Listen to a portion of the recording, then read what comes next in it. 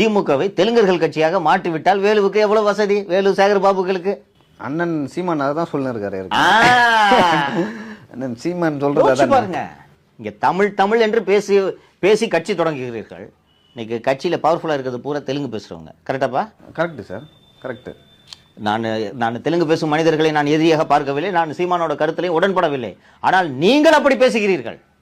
தமிழுக்காக உயிரை கொடுப்போம். இப்ப கூட உதயநிதி சொன்னார் நினைக்கிறேன் சமீபத்தில், உயிரையும் கொடுப்போம். இளைஞர் மாநாட்டில் சொன்னார். இப்போ ரீசெண்டாக போய் ஒரு சொன்னாரு. அப்போ கட்சியில் முக்கியமான பவர்ஃபுல்லா இருக்கிறவங்க எல்லாம் யாரு? பேசித்தானே ஆகணும்.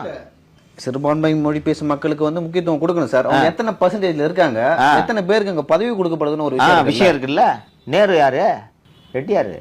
தெலுங்கு. தெலுங்கு தெலுங்கு நேரு, அவர் ஏவா வேலு, அவர் சேகர் பாபு அவர்கள், அப்புறம் சவுத்தில் வந்து ஒருத்தர் இருக்காரு, எனக்கு சரியான பேர் KKS சார். ஆமா, KKS சார். பாதி பேர் அதிமுக காரன், பாதி பேர் தெலுங்கை தாய்மொழியாக கொண்டவர்கள்.